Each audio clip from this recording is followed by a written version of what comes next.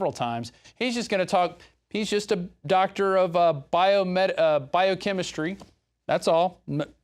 Not a regular layman like me who could barely get words out of his mouth. He's just a professor and doctor of biochemistry. He's retired now, but now he's trying to go around and warn people about water fluoridation and why we should just stop doing it. It's a toxic waste, and we should just get it out of our lives. And then when we come back from break, we're going to have an interview from Leslie Manukian, who is the producer of A Greater Good. We're going to talk about vaccines. A lot of health information today, so tune in. We'll be right back. I think the most important thing to recognize about fluoride is that it's extremely toxic. It is very active biologically, interfering with many basic biochemical processes, enzymes, G proteins, hydrogen bonds, and so on. So it shouldn't surprise us that there's a wide range of health effects that are attributed to fluoride.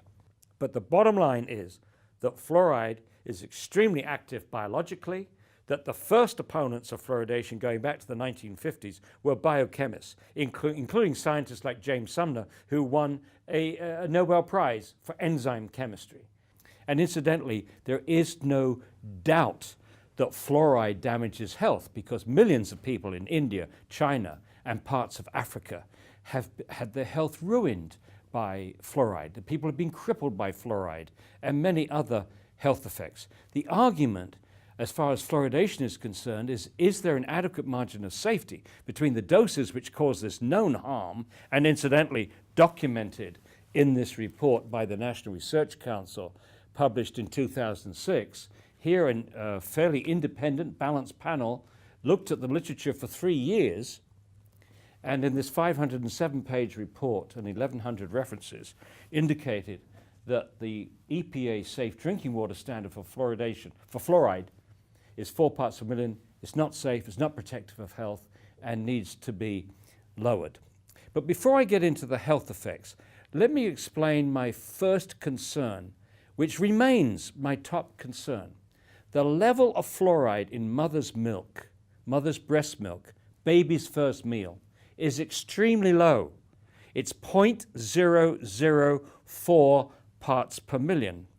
That means a bottle-fed baby in a fluoridated community in the United States, where we fluoridate the water at 1 part per million, is getting 250 times higher dose of fluoride than a breastfed baby. And that is extremely disturbing. This is Alex Jones for INFOWARSLife.com. The latest in preparedness is now here. An electrically stabilized colloidal silver solution that can be added to both your home cabinet and preparedness pack alike. Concentrated to 30 parts per million in what has been dubbed the survival silver solution. The new INFOWARS Life Silver Bullet Colloidal Silver is the answer for you and your family. And it's entirely free of toxic artificial additives that are loaded into many products. The INFOWARS Life Silver Bullet Silver is so powerful that it is concentrated into a 2-ounce bottle and is not recommended for extended continual use. This is not a low-grade formula. We are working with one of the top laboratory manufacturers in the United States to bring you the best form of colloidal silver using electrical processes within a base of deionized water for your preparedness storage or your home kitchen. Purchase your bottle of INFOWARSLife.com Silver Bullet Colloidal Silver today and find other amazing supplements at INFOWARSLife.com.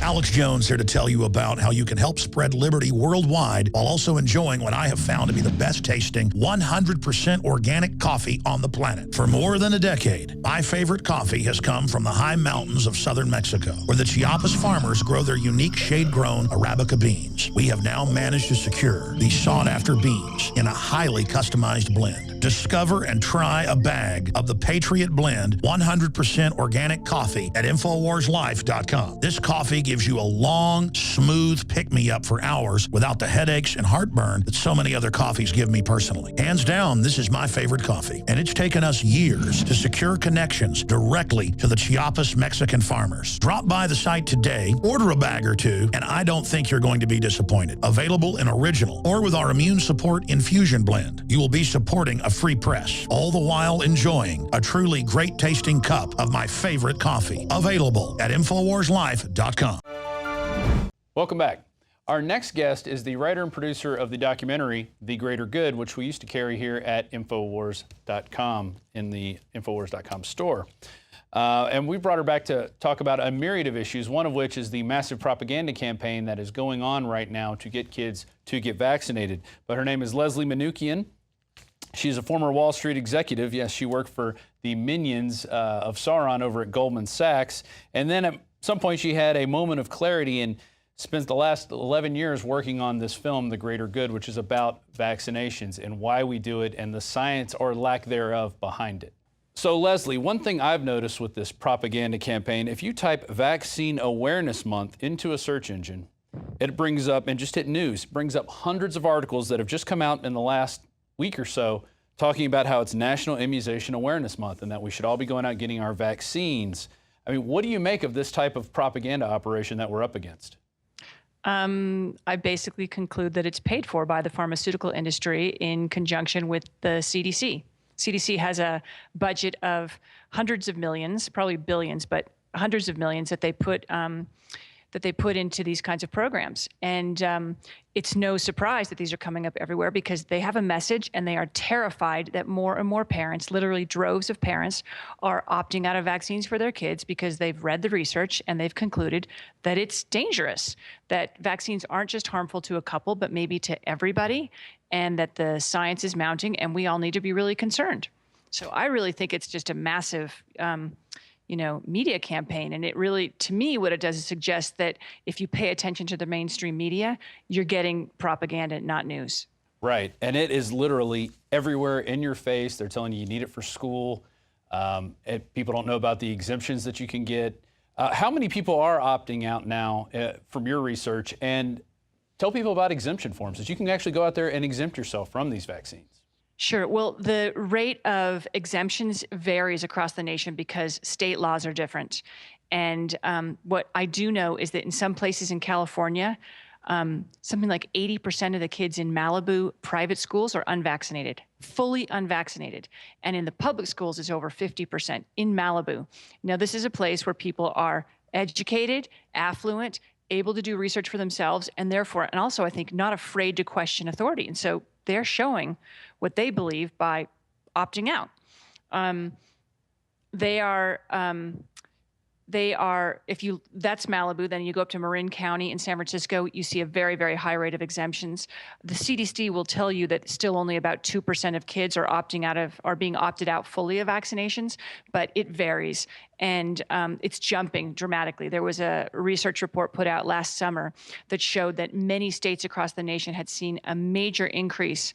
2 full percentage points of their population of incoming kindergartners had opted out of vaccines. So like in 2010, I think it was, and I may be off by a year or two, but in 2009-10 school year, 4% of school kids in kindergartners in Idaho opted out, whereas it was close to 6% the next time they did the study 2 years later. So we're seeing these things skyrocket. And there are some studies that are showing over 35% of young mothers are questioning vaccines and choosing to opt out of at least one. And that's even as you have doctors pushing the flu shot on pregnant mothers, which before they told them never to do that.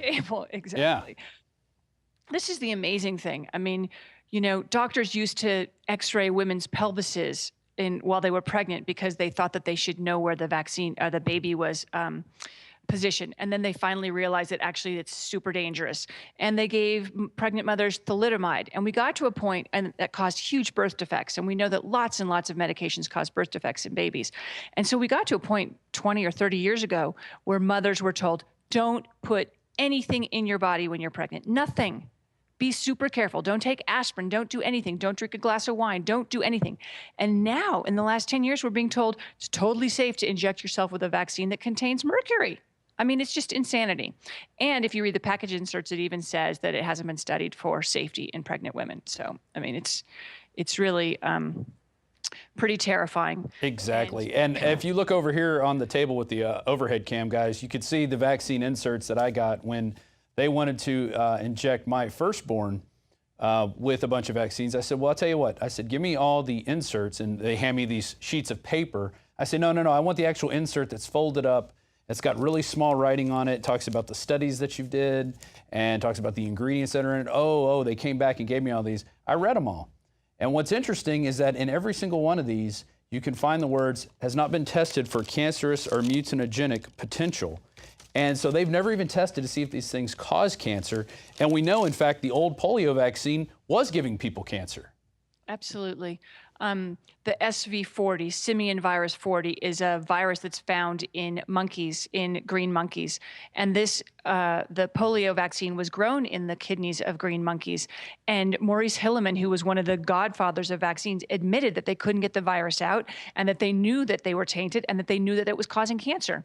And there is research showing that the children of mothers who received that polio vaccine are 15 times more likely to get a brain tumor than the children of mothers who didn't receive it. And that same virus is found at the center of all these different kinds of cancers, from bone cancer to lung cancer to brain cancer. So we know this, and yet we've never studied it. And to make it even worse, most safety studies for vaccines only last a few days to a few weeks. So how could they ever have any illusion that they could possibly understand what the cancer-causing properties might be if they only look at these things for a few weeks? And those studies are only funded by the drug companies. So they're going to get the answer they're looking for. They're not going to actually be doing an empirical study. I want to go to this article real quick. Well, Rob, can I just say, maybe okay. That's why they only look at the study these things for 4 days to 3 weeks. I mean, you're not going to find very much if you only look for 3 weeks, are you? Exactly, which is the plan, to get more people to taking vaccines. This article from NBC, Carlsbad high school students caught in vaccine controversy. And what you have here is a group of high school students in their journalism department were given $60,000 from the local Rotary Club in San Diego to make a vaccine film. And the students said, we're going to look at this really journalistically. We're going to cover both sides. But what you get, especially when you look at their trailer, and we're going to go to a clip of that in a second, their film is called Invisible Threat, where it seems to be a very pro-vaccine documentary. And these are kids in the public high school system who've probably been brainwashed for a long time that vaccines are good for them. But I want to go to this clip real quick and then have you comment it, especially the last official that they talked to in the video. His name's Paul Offit, and here's that clip. It's really disappointing that some people simply aren't aware of the fact that vaccines are protecting them. It's painful to watch. It's unfair. And they always make this sort of claim that, that the doctors are evil, the pharmaceutical companies are evil. I frankly think they're evil. And it's time that somebody, I think, stand up and shine a light on exactly what's going on here. Yeah, so the man there wanting to shine the light on it is a millionaire vaccine promoter, Paul Offit, Dr. Offit, who has been quoted as saying that you could give babies up to 10,000 vaccines. I think he's even said 100,000, Rob. 100,000. Right, so we can give babies 100,000 vaccines. Tell us about Paul Offit and how nice he is, how unevel he is. Well, Paul Offit, we interviewed him, and I have to say he's one of the most charming people I've ever met. But he offered to give us money the very first time we met him, which we thought was incredibly surprising. And of course, unethical. When I was making, we made the film The Greater Good, which is all about the vaccine controversy. And the very first time we ever met him, he offered to give us money in the elevator on our way up to his office. He's not only a vaccine promoter. He is not the #1 vaccine promoter in America. He is a vaccine developer. He, in fact, developed a rotavirus vaccine, and he was a consultant to Merck while he was doing it, and he then sold the patent to Merck for an unknown tens of millions. But many people believe that it was somewhere between $30 and $60 million is what he made out of it.